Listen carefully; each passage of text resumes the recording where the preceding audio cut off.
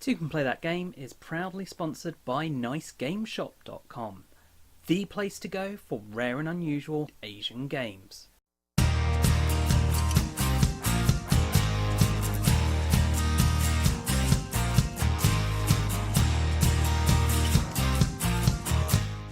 Hi, I'm Michael. Take a seat and I'll tell you about Unearthed by Brotherwise Games, where dice allocation meets set collection, as you have your tribes of delvers exploring ancient ruins in order to find the lost wonders of the past. How does this work? Well, your delvers are dice, and on your turn you have first the option to play delver cards, which have the effect of altering dice. It might increase dice value, it might allow you to re-roll dice, but once you've played your cards, they can't play anymore at any other point. You can't play on other people's turns, you can't play during your turn. You then choose one of your delvers to go exploring, which means picking one of your dice, picking where they're going to go exploring, and you'll have ruins out face up on the table, and then you roll the dice and place it on that ruin. Now, if it's 1 to 3, the result on the dice, then you get to take one of these coloured stones and put it in front of you. When you take a stone, if you already have stones, you have to place the stone so that it connects to the existing stones. And what you're trying to do is create circles. Once you've created a circle, you can then put a wonder in it. Now, wonders will give you points, but also they will give you special powers potentially. What wonders you can place depends on the colours of the stones in the circles. So there's a set collection and also spatial awareness aspect as you're placing out your stones, going after the different wonders available. And of course, you have to be paying attention to what wonders other people are going after and if they're going to beat you to them. As well as placing your explorer, you then check whether the ruin resolves. The ruin will resolve if the total number of the dice on that ruin equals the number at the top of the ruin. If this is the case, you then remove the dice from the ruin. Whoever had the single highest dice, so it doesn't matter how many dice you put in, you can just swoop in with your d8, roll an 8, and steal a ruin out from under other people. You get the ruin, and that will go in front of you, and it will join your hidden ruin. The one that you take stays visible, but your hidden ruin you get dealt at the beginning of the game. This kind of adds an asymmetry to the setup of the game and means that you kind of have a guideline on what you're trying to collect set-wise. However, you can collect and gain points for having one of everything. So there's always a reason to take ruins, and that's not the only thing you can create sets of. So with the ruins, they're different colours and you'll gain points based on how many you have in a certain colour, but then also you can gain points for having a set of all the different ones. You'll also gain points for having a certain number of wonders at the end. So you're gaining points from your ruins and also from your wonders. Whoever had dice on a ruin when it resolves and did not get that ruin gets to draw a delver card for each of their dice that they take back. So this is compensation and very much helps balance people who are just getting higher dice rolls. Because if you're getting the higher dice rolls, you're getting the ruins. If you're getting the lower dice rolls, you're getting delver cards, which then helps you adjust the dice rolls and adjust the game to help you catch up, which is very nice. So that is basically the game. The game runs out when you run out of ruin cards. However, at the bottom of the ruin deck, you will have an end of age card. Now, this will be different each game. You randomize what it is from, I think there's 6 or 8 available. And these can change the game and help speed up the end game of just getting rid of those last few ruins that are out. And they can do all sorts of different things. Sometimes it's an extra ruin that goes out, sometimes you draw cards, sometimes it will plus or minus the dice rolls. So again, that adds a variability to the game that is very balanced for the players. So what else is there to talk about? Well, that's it. That is how you play the game. You then just add up your points, and whoever has the most points wins. What do I think of it? Well, art and component wise, I think it's lovely. The dice are nice quality. They've got this kind of marbly effect I'm quite enjoying. The stones, rather than being just like these basic coloured hexes. They have got this kind of design going on with things inside the kind of hex. You've got squares and diamonds and different things for the different colours that I think is very nice, because it also means that for colourblind players there's more than just the colour to go on. You've got the difference in how they actually look with regards to the pattern there as well. So that's very good. With regards to the actual art on the cards, it's a very much stylised kind of cubey type thing. I think kind of like Minecraft, that sort of style. I think it's quite nice. I quite like it for the different buildings. I particularly like the cutesy delvers on the delver cards.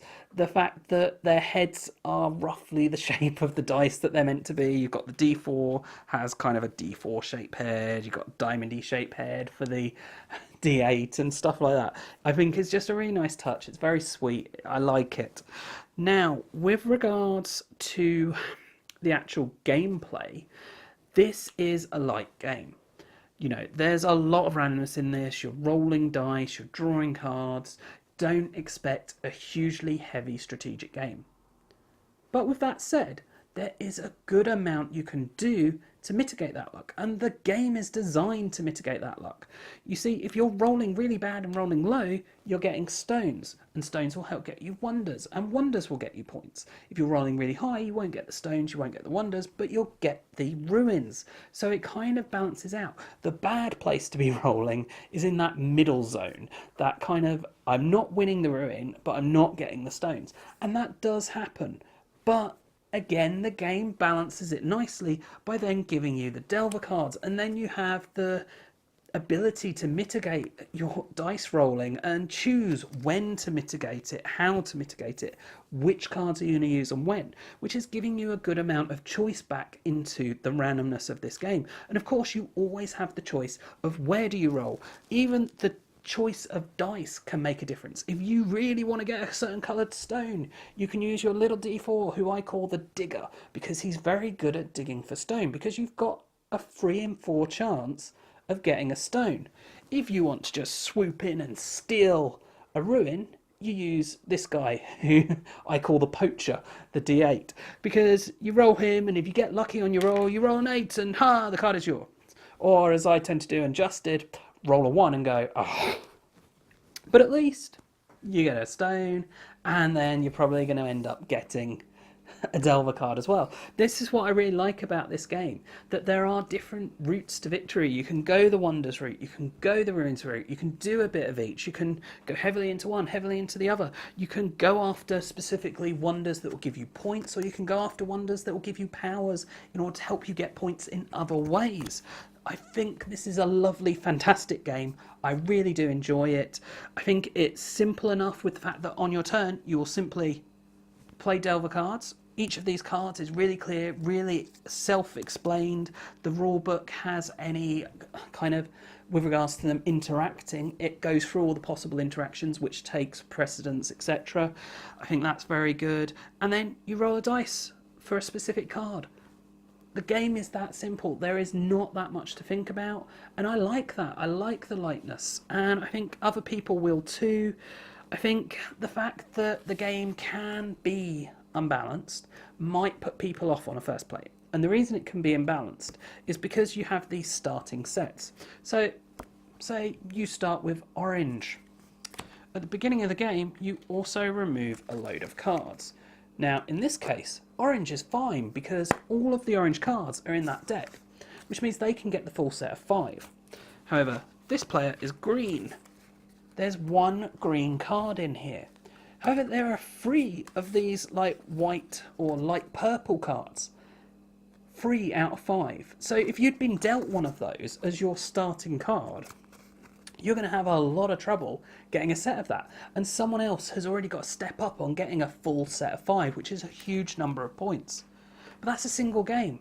And it's got that randomness with that setup. And the fact that you don't know, right, all 5 are going to come out each game is a good thing. It means you can't rely on getting those full 5 points. You've got to kind of play the odds of collecting various sets and trying to get the set of all of them. I love this game. I think it's very good. I think people who are looking for a really heavy strategy game, this is not going to be the game for them.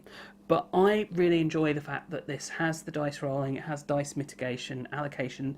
Every time there's randomness in this game, it gives you then a choice. You know, you've got the randomness of the card draws is then going to give you choice as to when you play that. And none of those are going to be never useful.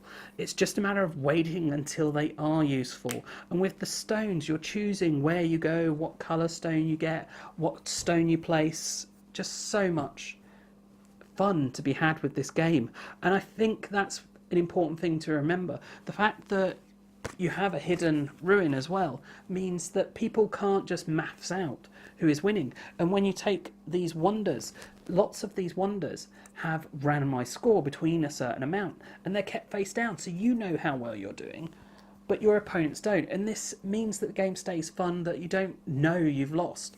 Anyone could end up winning, you just don't know. I absolutely love Unearthed by Brotherwise Games.